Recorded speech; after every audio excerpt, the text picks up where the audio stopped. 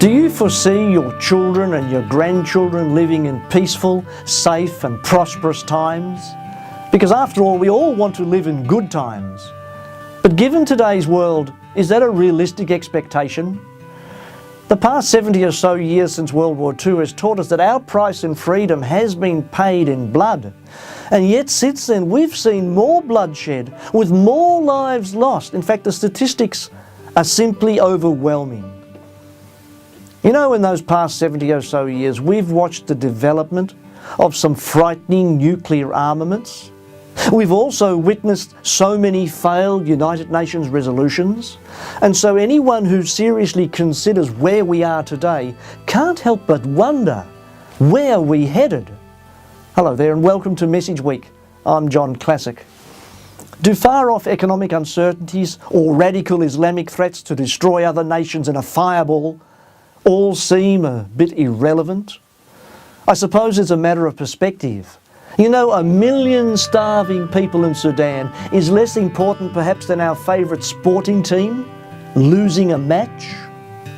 So is it possible that despite the best of human intentions, we are living dangerously on the precipice of a nuclear hell?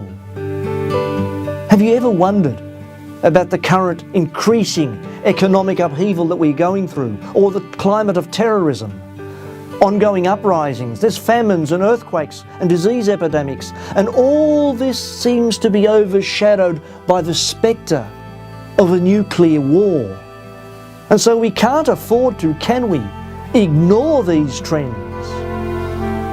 Surely we in the prosperous West wouldn't distract ourselves from those realities by more personal spending and superfluous living.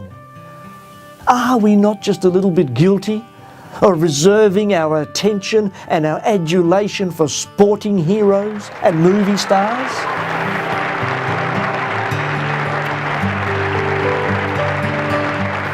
You see, ever since the dawn of recorded history, our world has been characterized by bloodshed.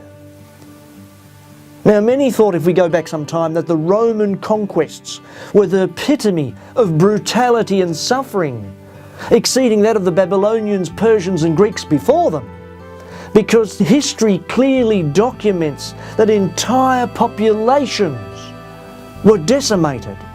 And then there were the Dark Ages, with disease and war affecting millions of people. And in recent times, 2 world wars have destroyed more than 60 million lives. So can I ask you, are we able to read the signposts of our times? This is important because while God matters little in the West today, Islam's agenda, on the other hand, is guided by its theology, and the news there is deeply disturbing. Thankfully so, there are clear pointers that should help us if we're only willing to listen. Let's go back some 2,000 years ago, when an itinerant visitor known as Jesus warned us of approaching cataclysmic times. He claimed that he was the Son of God, and he told those around him who inquired of the future that unless divine intervention occurred, no human would be saved. No one would survive. Now, either he was wrong about the past, or he was referring ominously to a future we have yet to see. Our planet could easily become a charred, irradiated ember, like the rest of the universe, be inhospitable to sustaining life. But there is good news, on the authority of Jesus Christ himself, that that's not how the world ends. We are not going to end in a nuclear fireball, because Jesus said that he's coming again.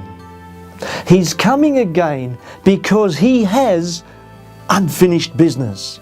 And from the best that we understand, his timely arrival will save us from ourselves. There's a solitary bronze statue outside the United Nations building in New York. It was given to the United Nations by the Soviet Union in 1959, and it depicts a world beyond this time of trouble. The statue, interestingly, is modelled from the words that come from an ancient prophet, through whom God spoke. They shall beat their swords into plowshares, and their spears into pruning hooks.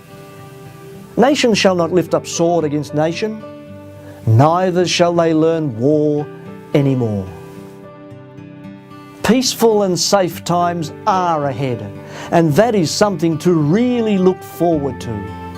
But it seems until then we have a very rough road on which to travel. And so, the question remains as to whether we're really awake as to what's going on today. Are we prepared to pave the way for our children and their children by believing and living the words of Jesus, who said, "I am the way, the truth, and the life"?